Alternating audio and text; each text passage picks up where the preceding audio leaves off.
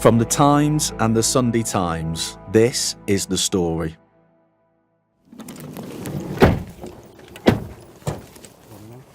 It's just gone 6 a.m. and a group of police officers have pulled up to an estate west of Bradford city centre. They're in stab vests and wearing evidence collection gloves, moving quietly through the darkness. Or as quietly as 20 police officers can. Radios turned down. Hoping the person they're heading to arrest won't be alerted. The officers gather in the front garden. And then the quiet turns to noise. A ripsaw tears through the centre of the plastic front door.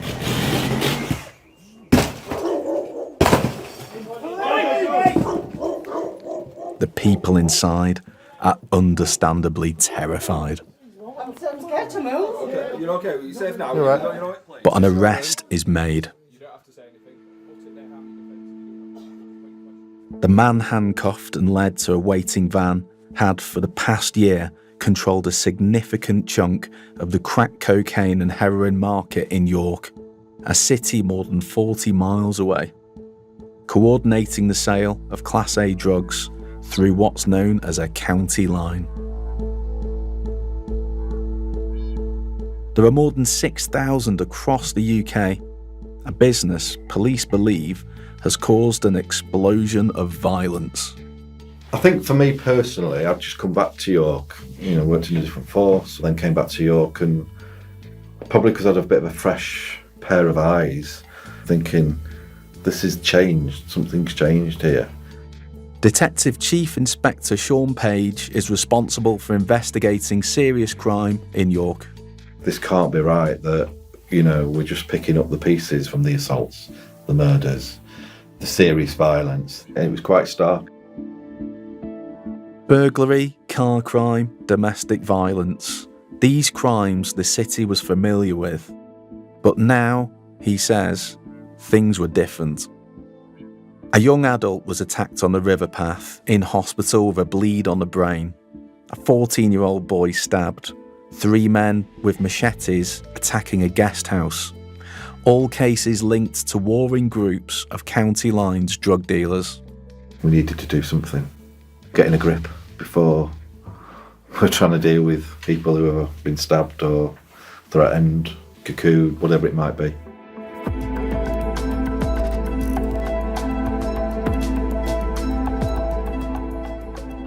I'm David Collins, the Northern editor of the Sunday Times. Last year, North Yorkshire Police gave me unprecedented access as they set out to tackle the county line's drug dealers. It's a subject we'll be sticking with all week. This is the story of how York fought back. The story today, On the Line. Episode 1, The Family Business.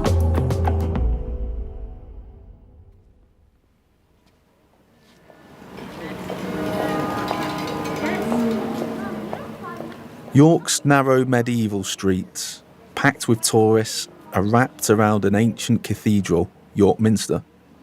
Pretty much everything in the yellow is ancient, Roman, Viking, medieval, etc., etc. Peering over the map is Peter Roderick, Director of Public Health for York City Council. He knows the area better than anyone. So you've got the chocolate box bit of York, you get off at the station here and you walk to the Minster and you walk through cobbled streets. Leaning timber frame buildings, wizard-themed gift shops. It's not an obvious place to go searching for the drugs trade. The shambles is there. That's what York is known for. York then has quite a lot of rural land. Villages like Strensall, Poppleton, which is where I live, Copmanthorpe, Elvington. Those also are very sort of posh, affluent, and they definitely mean York's residents. Seen on average, we're quite affluent and we live quite long. York has a violent crime rate lower than comparable cities like Canterbury or Bath. But some areas still stand out. What you get is a number of outer suburbs within the inner ring road, the most deprived of which is Westfield along here. So the Chapel Fields Estate, Foxwood, Cornlands Road, Tudor Road, that sort of stuff. These bits of the city were less ethnically diverse and more economically disadvantaged. And it's here, Peter says, the demand for heroin and crack cocaine is strongest. The drugs typically supplied by county lines. The county line model, where drug sales are coordinated over the phone, even from another city, was first identified by the Met Police around 10 years ago. So to understand where these lines came from and how they came to invade York, we first have to go back. It's probably the last 5 or 6 years that it's really taken off. Prior to that, it was local dealing. Adam Heatley has been a detective for 25 years, part of the organised crime unit. He's a pretty straightforward guy, not used to podcast interviews. But Adam has first-hand experience of how county lines arrived in York, because he took down a gang which every officer I speak to recognises, the Deer family. Who pretty much had the market for heroin and cocaine, certainly in the York area. Quite a feared family. Other drug dealing networks were there, but not to their level. And they would know not to work on their patch. How long were they in control, would you say, of the drugs market in York? Over 10 years. I mean, the only reason it lapsed was because the head of the OCG, or Organised Crime Group, Alfred Deer Senior, was previously convicted for a 9 or 10 year sentence for the same thing. So while he was incarcerated, there was a lapse, albeit the family members took up the mantle and carried on the business, shall we say, but not to the extent of when Deer Senior got released again, the empire began again, shall we say. In 2018, Alfred Deer was out of prison, and with his 3 sons, he'd rebuilt his empire from a traveller's site on the eastern edge of York to control the drugs trade across the city. Can you talk to me a bit about Alfred? What was he like? A character.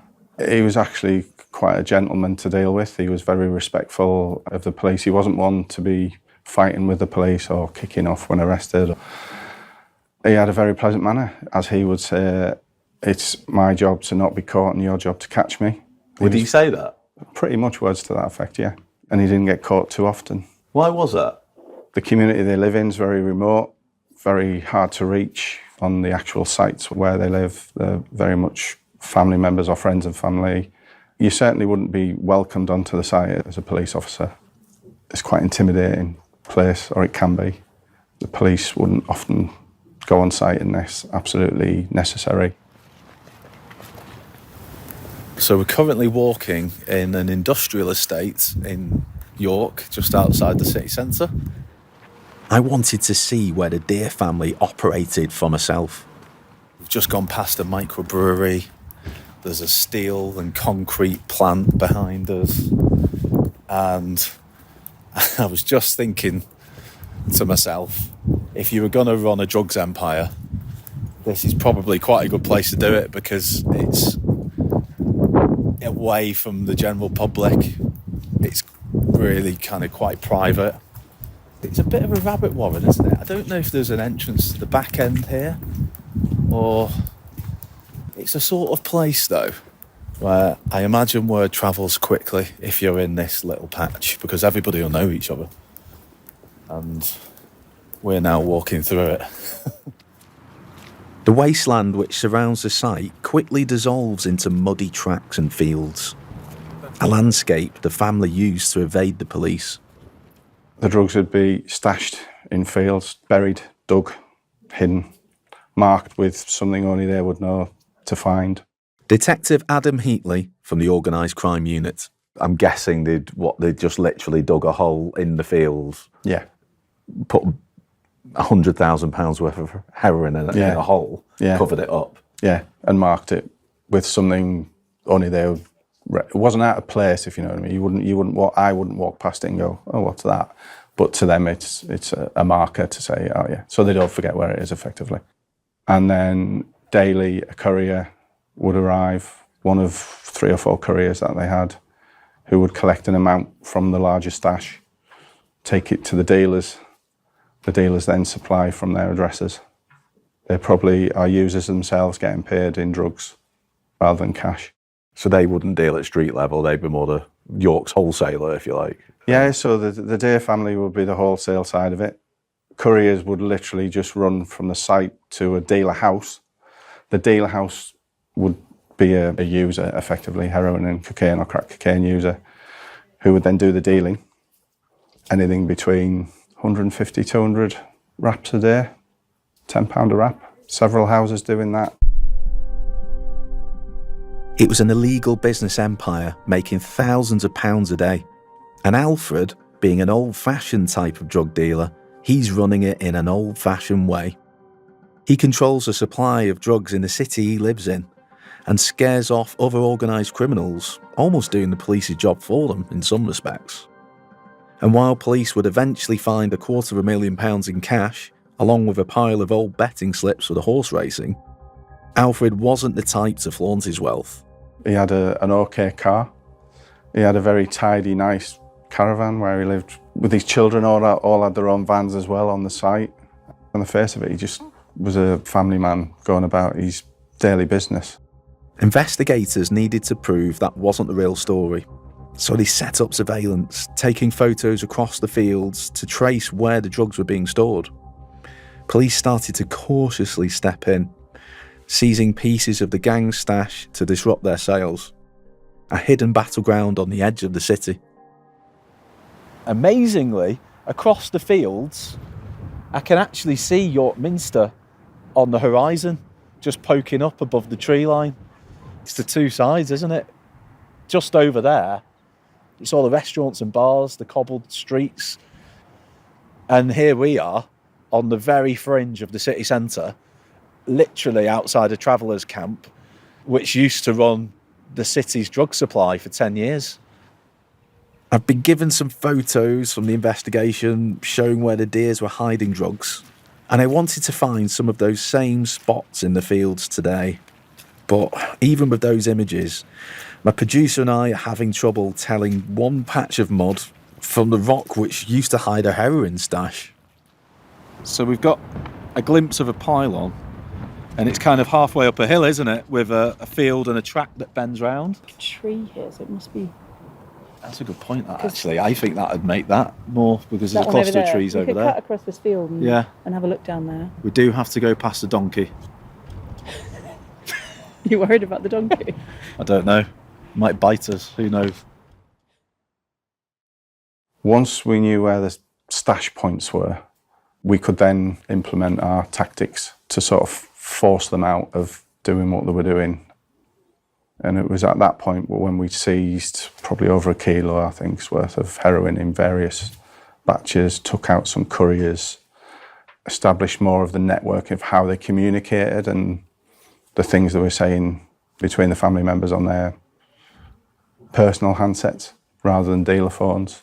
Oh, so as you were build the making case arrests, effectively. you were Yeah. seizing handsets Yeah. and interrogating the phones. Yeah, yeah. Photos and phone records allowed Adam's team to build up a pretty clear idea of how the operation worked. They just needed to trace the orders all the way up to the head of the family. But wary from his previous arrest, Alfred didn't touch the stash at all. We believed he effectively pushed everything down the chain to his 3 sons, but in particular his eldest, Alfred Jr., who one day went to the stash point, but we'd removed the stash overnight. Clearly that was going to upset him. There was hundreds of £1,000s worth of drugs missing. So he was left with no option but to phone Dad. And Dad turned up. Dad would never normally turn up to the stash. We had some tactics in place where that was all monitored and seen and observed and used in evidence. So that pylon looks very like the pictures with the bank and the trees, and we've got some big stone blocks just beside us which are very like the stone blocks in the picture. So we could be looking at it. So I can see on this picture Alfred Deer, he's kind of using one of the stone blocks, he's resting on it with his head down. He's clearly very upset about something.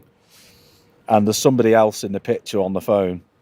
And in that moment, the police say, he's just realised that a very large quantity of his drugs have gone missing. When the dad turned up, what could you see? Frustration, anger, lots of arms being thrown around and what's happening, and then off they went. Satisfying moment. They'd already for lost you guys. small pockets of drugs that we'd taken out from couriers, but this was obviously the main stash that we decided to remove. It was the evidence police needed. 13 suspected members of Alfred Deer's drug gang were arrested in 2 days. 11 pled guilty. Alfred himself would be convicted in October 2018. He was sentenced to more than 18 years in prison, but only in his absence, because Alfred disappeared. Well, we think he went to Sweden and various other travelling communities and networks that he knew, and he bounced around the country for a while. Until, in 2020, in Norfolk, he tried to give a false name during a routine police check, and Alfred Deer was finally arrested. Despite the delay in justice, it was still a satisfying moment for Adam. You invest a lot of your life in it as a detective. You live and breathe it for 18 months, 2 years, and then you hope you get your conviction. I'd be lying if it's not unusual to go for a pint after a trial, but then the day after, you're back on the job. So what happened to the drugs trade after? Obviously, that's a big hit on the major player in Yeah. York, isn't it? So what happened after that? Any organised crime group, particularly with drugs that we take out, there's a vacuum for a day or two. And that is just an opening for another OCG. Just a day or two. To take over. Say the market's still there. The drug users still need the fix for the day. So who's going to do that? So the chatter goes around and it's who's doing what.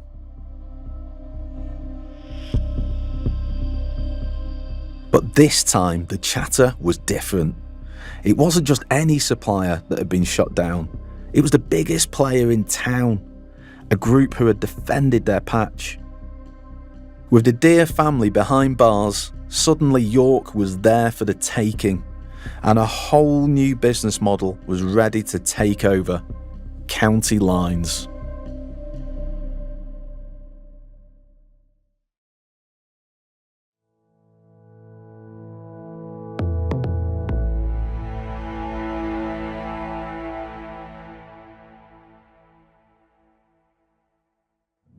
Hello, mate. Can you hear me? Yeah.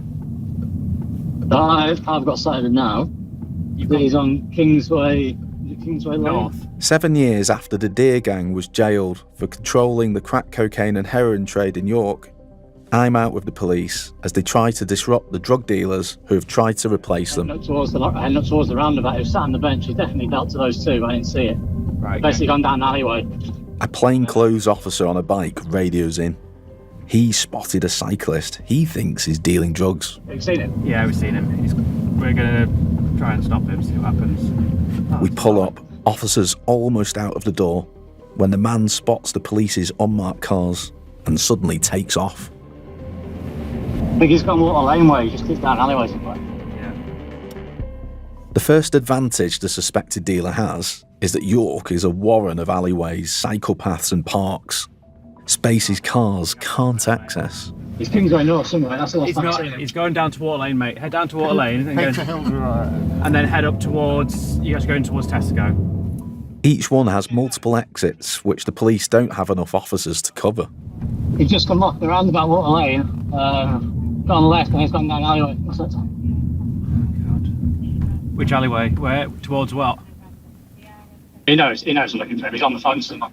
All of which allows the suspected dealer to disappear. Excuse me, have you just seen the bloke on a bike go this way? No. No, it's cheers.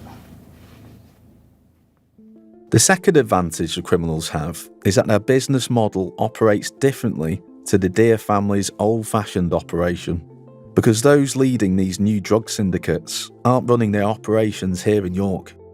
Instead, they're sat at home, miles away in another city like Bradford or Leeds, calling the shots from the other end of a phone, whilst the police chase their low-level runners round the block.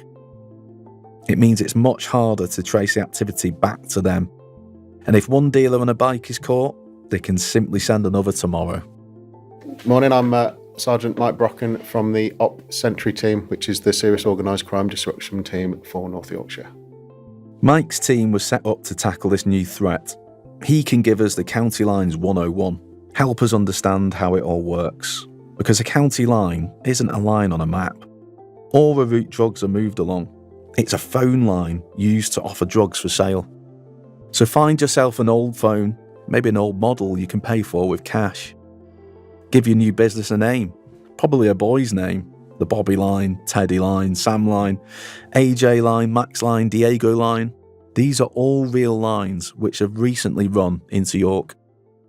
One guy, I can tell you about that one because he's been convicted. It was the Leon line, and his name was Leon, and the line he was running was the Leon line. I mean, not the most intelligent of people, but yeah, I don't know why they choose the names they choose. Did he plead not guilty? No. He went guilty, surprisingly. He went guilty very quickly. I was going to say, it's quite a convincing bit of evidence for the jury, isn't it? Any potential jury. Yeah. Next, you need customers and people to sell the drugs. And you're not going to be doing that yourself. Your line holder typically will never be in the area that they're operating in. They distance themselves from the commodity, they distance themselves from the users. So they will then place people who are going to either deal to the customers in York, or they will place people that they trust as part of their organised crime group in an address in York and force or coerce, or you may have willing volunteers, any of those three, the people from York to go out and deal for them. And the customer base gets added to simply by word of mouth. You might be a customer of the Max line. You might go, yeah, their stuff's really good. Speaking to one of your mates, and like, oh yeah, well, you get me on their books, get me on their distribution list. So numbers will then get sent from users back to the line, and they'll just get added in as customers. There's no checks and balances around who this number is by your line holder. So we have had occasions previously where police officers' work numbers have ended up receiving text messages. Once you've got your phone, the number of some users and some runners who will physically deal the drugs, you're ready to start your county line. Just send a text to advertise your goods.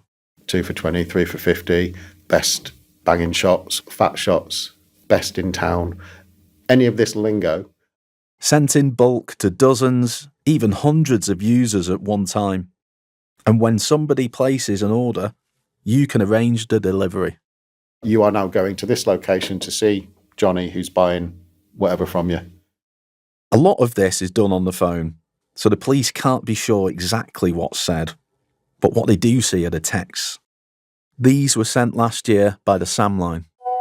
Back on both, 24/7, fast drops. On. Banging W, 2 for 15, half gram 30. Obviously, I've never seen ever text messages from a dealer to his customer base before. It's so fascinating to see. SOS on spot all day. First is happy hour, 3 for 20, then back to usual deals. I mean, if you help me decode them, but one here, it says on banging best of both, 2 for 15, 4 for 30. What does that mean? Okay, so on is a term used to basically let his customer base know that they are open for business.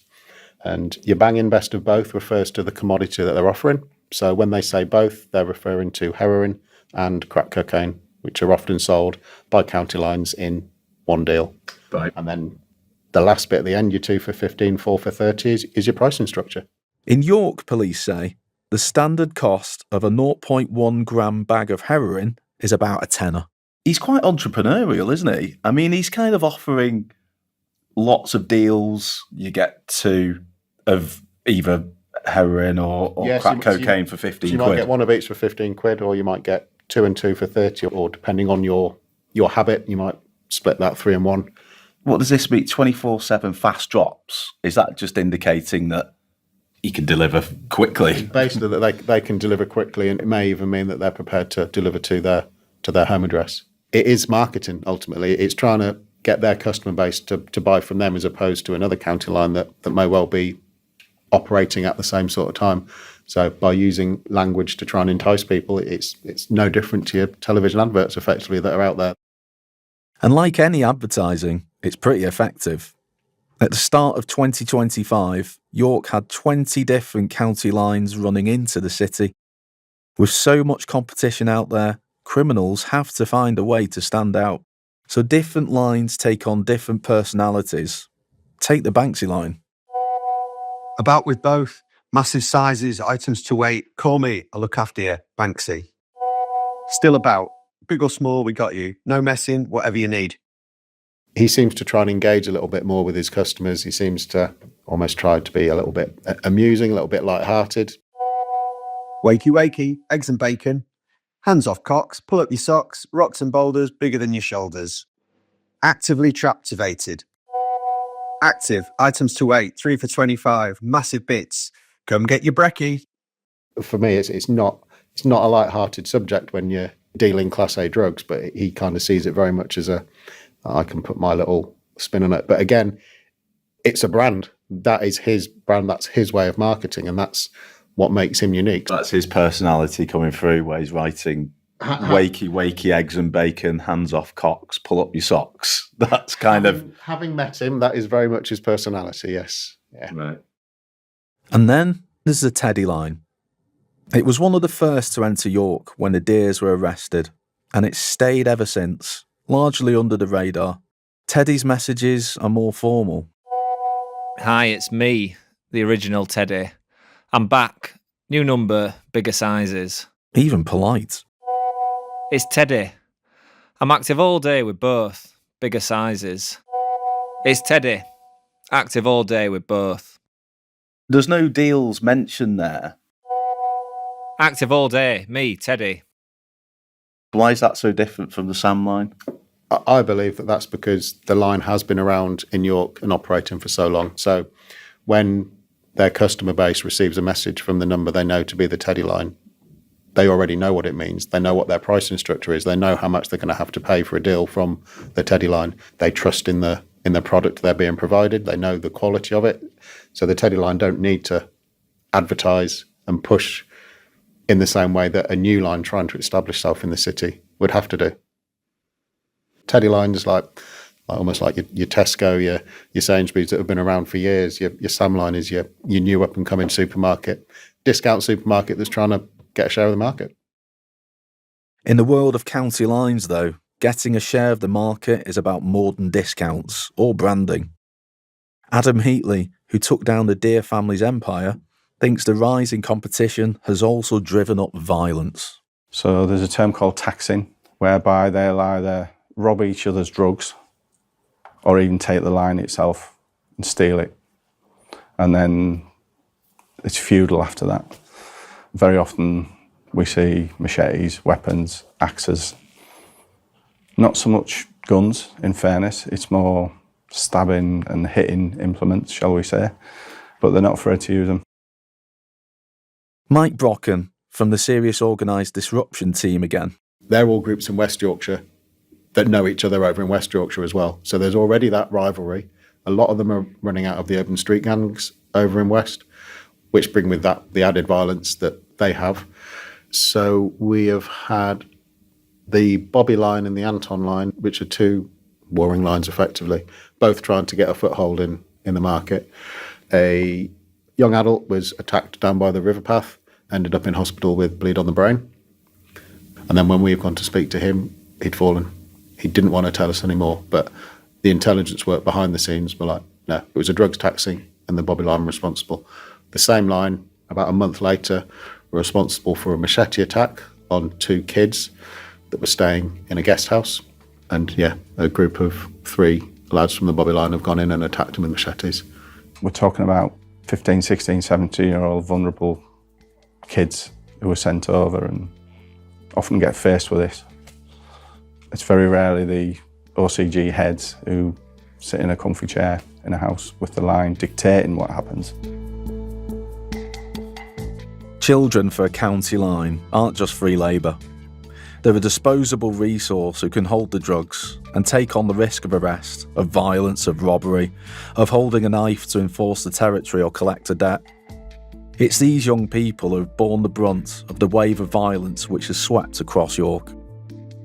So here, police came up with a plan to take the fight directly to those sat in their armchairs coordinating everything. It's called Operation Titan, and we'll be inside it tomorrow on The Story.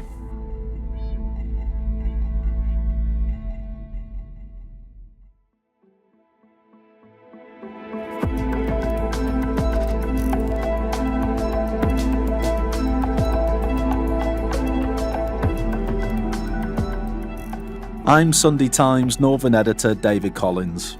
This episode was produced by Kate Lamble. The executive producer was Dan Box. Sound design was by Tom Birchall and theme composition was by Mal Lusetto. If you have any questions or comments, drop us a line to thestory@thetimes.com or you can leave us a comment on Spotify. Thanks for listening. Goodbye.